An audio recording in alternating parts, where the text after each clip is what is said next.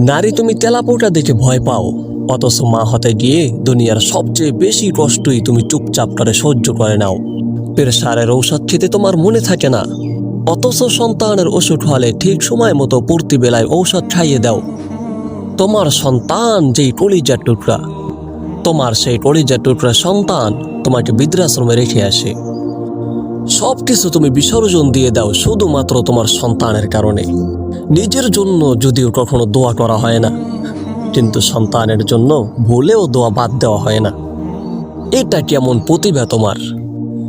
বিয়ের আগে কেউ একটা কথা বললে তোমার কাছ থেকে রেহাই পেত না, আর বিয়ের পর হাজারটা কথা তুমি চুপচাপ করে সহ্য করে থাকো।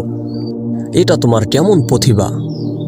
যেই মানুষটা কোনো কষ্ট সহ্য করতে পারতো না, এমনকি কেউ যদি একটা গালি দিত, সেই গালির জবাবটা তুমি সাথে সাথে দিয়ে দিতে। কিন্তু এখন এটা কেমন হলো? এত রাগ আর অভিমান এখন কোথায়? কিছুই তো এখন নেই। এখন তুমি সব কিছুই চুপচাপ করে সহ্য করে থাকো। ছোটবেলা থেকে পছন্দের কিছু না পেলে কত রাগ আর অভিমান করতে, আর সেই তুমি চুপচাপ তোমার পছন্দের পুরুষকে বিসর্জন দাও শুধুমাত্র পরিবারের হাসির কথা ভেবে। অথচ সেই মেয়ে তুমি, যেই মেয়ে ভাত খেতে বসে মায়ের সাথে ঝগড়া করে প্লেট পর্যন্ত ভেঙে ফেলেছো, অথচ তুমি এখন সেই মায়ের ভারে বসছো। যখন তুমি দেখতে কেউ পাশের ছোট্ট বাচ্চাদের মলমূত্র পরিষ্কার করে, তখন তুমি বলতে, আমার বাচ্চার দরকার নেই, আমার বাচ্চা দিয়ে কি হবে, আমি বিনা বাচ্চায় থাকবো। বাচ্চারা এরকমের যদি জ্বালায় তবে আমি কিভাবে সহ্য করব? অতএব আমার বাচ্চার দরকার নেই। তুমি পারবে না সেই বাচ্চার মলমূত্র পরিষ্কার করতে।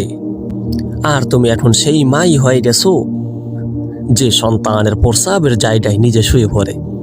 তোমার চাওয়ার সাথে পাওয়াগুলো বড্ড বেমানাঙ্গ। চাইলেও পাও না, আবার না চাইলেও সব কিছু পাও। তোমার ভালোবাসায় পাগল হয়ে অনেকে নিজের জীবন উৎসর্গ করে দেয়। তোমায় না পেয়ে পাগলা গাড়িতেও অনেকে আছে, অথচ তুমি তাদেরকে কোনোই দাম দিলে না, তুমি তাদেরকে কোনো মূল্যায়ন করলে না। তবে তোমার বিশ্বাস না হলে পাবনায় গিয়ে একদিন খোঁজ নিয়ে এসো। তুমি চোখের জল না ফেলে আসতে পারবে না। মাঝে মাঝে নিজের আবেগের একটু দাম পাও না, এরপরেও জীবন তুমি চালিয়ে নাও। নারী তুমি সত্যিই সুন্দর গো, তার সমান্তরালে তুমি আবার অবহেলিত। নারী তোমাকে বোঝার মতো কিছুই নাই গো, যেটুকু আছে সবটুকুই তোমার ভালোবাসা। অথচ নিজের জন্য তুমি কিছুই করতে পারলে না, নিজের ইচ্ছেগুলো সবে ধুলার সাথে মিশিয়ে দিলে। অথচ তুমি বাবা মার স্বপ্ন পূরণ করতে জীবনটাকে বিসর্জন দিয়ে ফেললে। এটাই বাস্তব।